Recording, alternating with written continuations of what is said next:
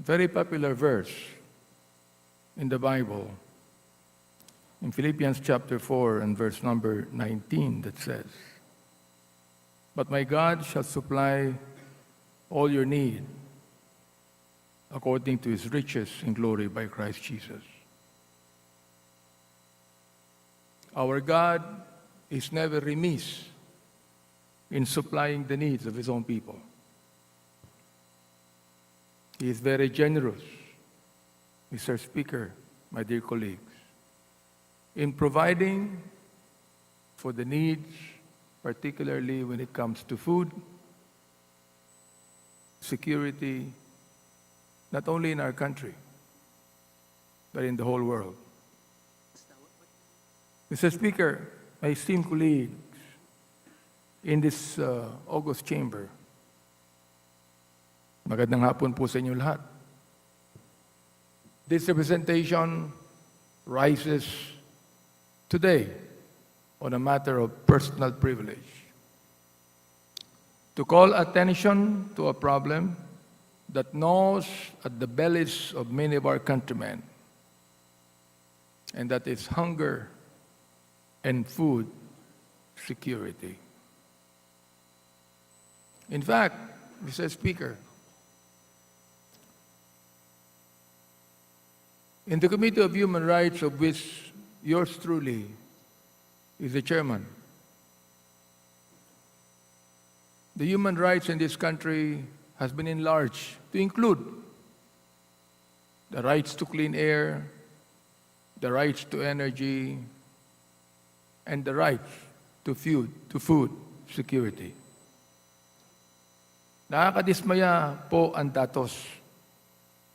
In November this year, a poll showed that 11.3% of Filipino families, or an estimated 2.9 million families, experienced involuntary hunger moving in the third quarter of 2022.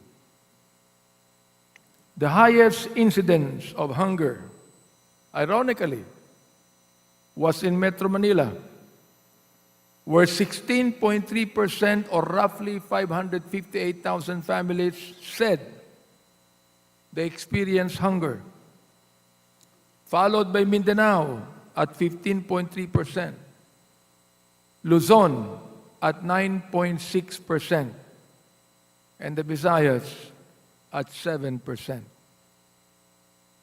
Sabi ng SWS, the hunger reported in their latest survey is the highest in 25 out of the 99 polls they have conducted since July of 1998.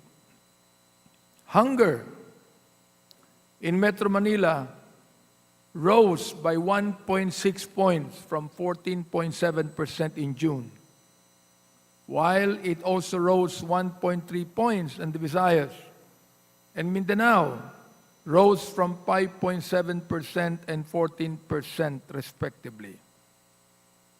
Malinaw po na maraming nagugutom sa ating mga kababayan.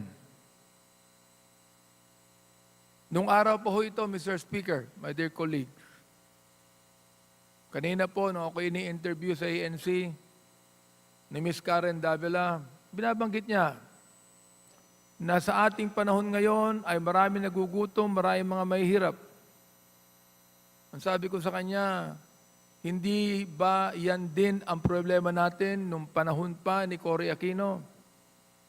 Panahon ng iba't ibang mga pangulo ng Pilipinas. Hanggang ngayon, Mr. Speaker, my dear colleagues, problema pa rin natin ang kahirapan. Problema pa rin natin ang food security. Samantala na ang Kongreso ay gumagawa at bumabalangkas ng mga batas, Mr. Speaker, upang i-relax ang mga tinatawag nating restrictions, sa ating mga negosyante, at ating ini-improve ang ating agrikultura sa pamamagitan po ng mga batas. Ngunit nakapagtataka, bakit? Why are the hunger numbers rising when there are indicators that show that the opposite should be happening, For example, in the third quarter of 2022, our economy was already open, with the only restriction being the need to use face masks, a restriction that was later removed in order to fully open our country for business. It is also incredible, Mr. Speaker, my dear colleagues, that hunger numbers rose while unemployment numbers fell. Nakapagtaka po yan, Mr. Speaker. According to the Philippine Statistics Authority, the unemployment rate in the Philippines improved to pre-pandemic levels at 4.2% in the labor force survey done in November of 2022, down from 4.5% in October 2022 and 6.5% in November of 2021. Dumadami ang nakakapagtrabaho. Our economy is reopening. But despite this welcome developments, Mr. Speaker, dumami po ang nakakaranas ng gutom. The reason can be found elsewhere. According to an article I read just a few days ago, and it says, surging prices in food staples like sugar, salt, and now onions and eggs have driven inflation to a 14-year high. End of quote. The same article states that our country, and I quote, has struggled to meet the demand for these items due to a number of reasons, including years of flawed importation policies, cartels, manipulating prices, a constant neglect of farmers, and extreme weather. Flawed importation policies, cartels manipulating prices, the neglect of farmers, and extreme weather. Kahit sabihin pa ng Departamento ng Agrikultura na kanilang binabago ang kanilang mga polisiya at kanilang kinakampihan ng ating magsasaka. Subalit kung hindi pupuntuhan, Mr. Speaker, ng DA at ng Philippine Competition Commission ang mga kartel dito sa ating bansa, kartel ng sugar, kartel ng bigas, kartel ng onion, lalong magugutom at lalong maghihirap ang ating mga kababayan. Tinatawagan ko ang Department of Agriculture, tinatawagan ko ang Philippine Competition Commission na sila'y magsimula na ng kanilang mga gawain. At once and for all, Mr. Speaker, buwagin na ang mga kartel na ito na masyado nang matagal sa ating bansa kung nais natin na magkaroon tayo ng food security. I-expose na po natin ang mga negosyante na walang ginawa kundi magpayaman. Ang sabi po ng banal na kasulatan, the love of money is the root of all evil. And this we see every day in our society. Among politicians, among businessmen, among traders, the love of money is there, present and active, Mr. Speaker. These issues are not new to us. Time and again, we have had to deal with these concerns in various forms. Dati ang problema natin bigas. Ngayon ang problema natin sibuyas. Hindi ko alam kung bakit tayo ay nabubulukan ng mga imported rice. Hindi ko alam kung bakit tayo nabubulukan sa mga warehouses ng mga imported na sibuyas. Hindi ko alam kung bakit napakarami ng mga smuggling ng bigas sa sibuyas sa ating bansa. Samantalang, Mr. Speaker, ang ating problema sa ating bansa ay food security. Subalit para bagang ito ay napupunta lamang sa mga tao na wala po talagang concern sa ating mga mahihirap na mga kababayan. Dati, sabi nila, Sumosobra importation natin kasi may mga gustong kumita sa kickback. Totoo ba yon? Baka totoo. Ano po? Ngayon, sabi nila, kulang ang importasyon. Kaya kailangan mag-import dahil alanganin ang supply ng ating mga basic agricultural goods. Totoo ba yon? Talaga bang pinag-aralan po ito ng NEDA? Talaga bang pinag-aralan po ito ng DA? Totoo ba na kinakailangan lahat ng staple products natin, dapat tayo mag-import? Totoo ba? Tinatanong ko ang DA, tinatanong ko ang mga ahensya ng gobyerno na concern sa food security. Totoo ba na kailangan natin mag-import na lahat ng bagay na ito upang magkaroon tayo ng food security sa ating bansa? At the root of this problem, mga kasama, Mr. Speaker, is of course, food security. Or to be more accurate, an underappreciation of its importance. This, fortunately, has not been lost on our President. President Ferdinand Marcos Jr. himself stressed the importance of food security at the World Economic Forum in Davos, where he highlighted the need for increased productivity in agriculture and fisheries during a session on nutrition security. There, our President proposed the use of climate-resilient technologies and the promotion of urban and vertical farming, as well as community gardening as means to boost food production. Bakit ngayon, Mr. Speaker, nakikita natin ito?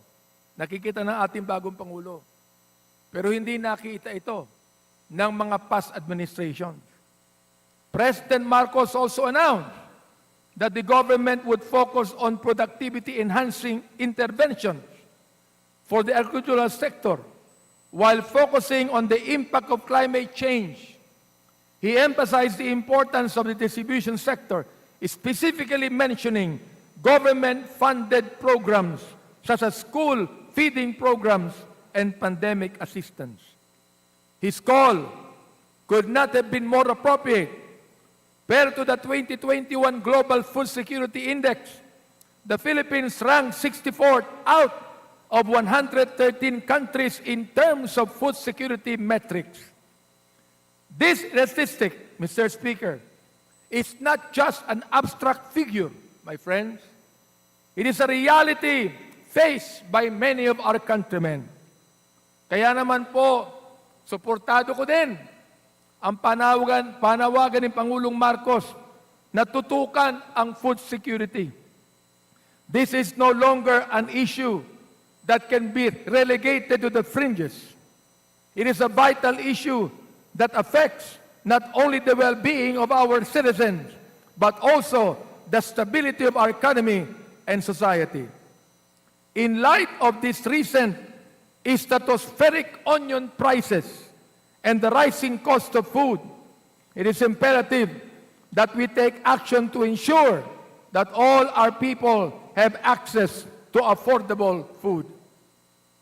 The most pressing challenge our food system faces is the lack of a reliable, sustainable supply of food.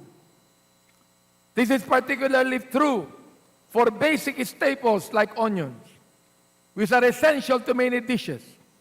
Dahil hindi natin pinapansin ito. Pero ngayon, parang ginto na ito. It now costs more than meat products.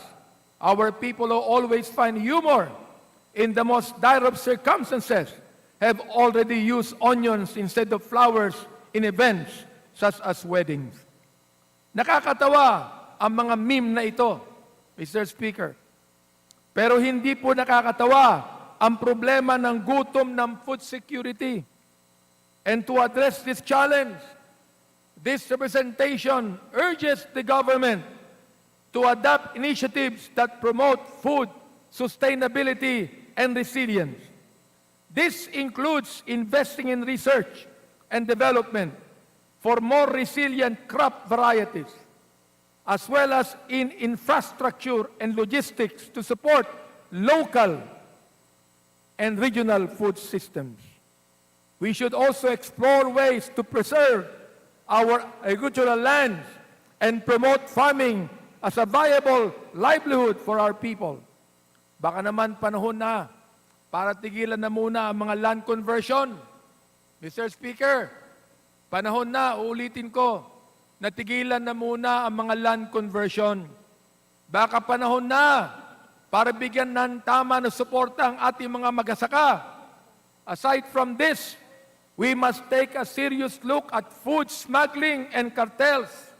There are now legislative proposals to address this by increasing the penalties for unscrupulous businessmen involved in these activities. I support such initiatives and urge the pertinent agencies to crack down finally on those who would seek to profit from the suffering of our people. Mr. Speaker, my dear colleagues, lest we forget, food security is a matter of national security. An absence of food security can lead to social unrest and political instability. Kaya sabi nila, rice is a political commodity. When people are struggling to afford basic food items, they may become frustrated and may take to the streets to protest. This can lead to civil unrest, which can undermine the stability of the nation and create security risks for both citizens and government officials. We should also consider the fact that food insecurity can also make our nation more vulnerable to external threats. For example, if we are heavily dependent on food imports, the Philippines may become vulnerable to supply disruptions caused by natural disasters, geographical tensions, or other factors. This can make the nation more susceptible to food shortages, price spikes, and other negative impacts. We can already see how the conflict in Russia and Ukraine has led to this phenomenon. We should not and cannot wait for things to get out of hand, Mr. Speaker. Food security should be made a priority before hunger reaches dangerous levels and threatens the gains that we have made in growing the economy. Mr. Speaker, our people are getting hungry. Gawin natin ang ating makakaya para matunugan ang problemang ito, para mabawasan ang sikmurang kumukulo. Mr. Speaker, my dear colleagues, maraming salamat po sa inyo.